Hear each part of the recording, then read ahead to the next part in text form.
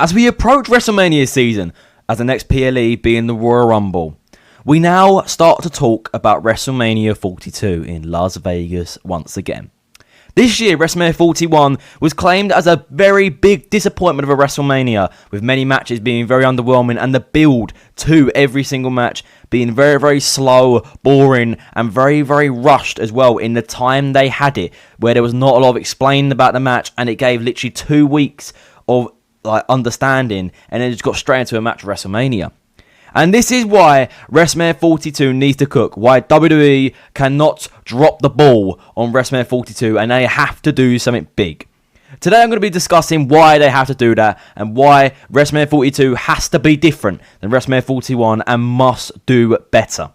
So before Joy's video is going to be an awesome to record. Always remember to smash the like and subscribe button to the Flippy channel, and let's get into this one. So last year, of course, we saw John Cena win the Never Seen 17, beating Cody Rhodes in the main event of night 2 for the undisputed WWE Championship. But this was a heel John Cena. But of course I understood the character of John Cena trying to ruin wrestling and make wrestling boring. But this match was utter terrible. It was very, very bad. And Cena has explained in podcasts that it was meant to be like that. I just didn't agree with it, to be honest. I understand that John Cena's heel character was to ruin wrestling, ruin wrestling. And it was to make wrestling boring and not enjoyable, so fans couldn't like it anymore just because of John Cena being successful, like they've always hated for over 15 to 20 years. So there's a lot of hate on that, but just there was a lot of match in general. But the main thing we have here is that John Cena won't ever compete at WrestleMania again. John Cena is done. We will never see a John Cena in the WrestleMania main event or even on the WrestleMania card ever again. We might see him inducted to the Hall of Fame next year. But like Cena said just before his final match against Gunther last week, this is the final time ever. The last time is now. We will never, ever see John Cena appear at WrestleMania. You've already seen that. It's been and done. Of course, Cena's done now. He'll never wrestle again. And Cena was a man who carried WrestleMania last year in that main event. Even if the match was so bad, he was the main talking point, winning the 17th title and breaking the record for the first time, of course, being the most hold of the championship, with 17 times. I've just said that 3 times. So sorry.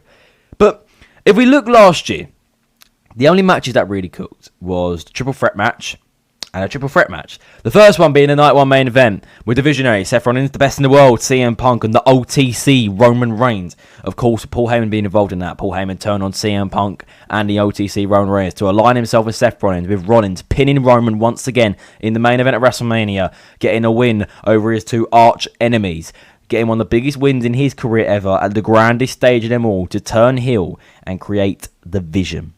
But then, kicking off night 2, we got an incredible triple threat match, including Io Sky, Rhea Ripley, and Bianca Belair for the Women's World Championship. We've not seen Bianca Belair really since then, which is disappointing. I don't know what is going on with her. She's not having a kid or nothing. It is really weird. But Io Sky lit up the sky like usual. Rhea Ripley was class, and Bianca Belair was class as well. It was just an all-round great chemistry, very, very good match. But every match after that felt slow. Felt like everything was rushed towards the end. They were trying to pack too much in the time they had. It was all over the place, It was. I'll give you a prime example. Tiffany Stratton vs Charlotte Flair, Women's Championship match. It was not good. That was really not good. And it was one of the most anticipated matches. It had one of the longest feuds of every match on the card at WrestleMania. It had been feuding literally since Charlotte won the Rumble in February. So it was a long, long feud. And we could have got something good from it. But the match just felt slow, but rushed at the same time. It was a slow match, but then we got into the final 5 minutes of the match, and everything was trying to rush in. Finishes, signatures, comebacks. It was all just a little bit mungled in. And it just, it did not work. I know what WWE were trying to do. It did not work. And Tiffany Stratton got a weird win. It's like she hit one signature, hit the, I can't remember what it's called now, the moonsault. I forgot, can't I? And then she just won. And they just buried Charlotte Flair at WrestleMania, which is something WWE do not normally do. So it did surprise some of us, fair enough. But it was the wrong decision in the end.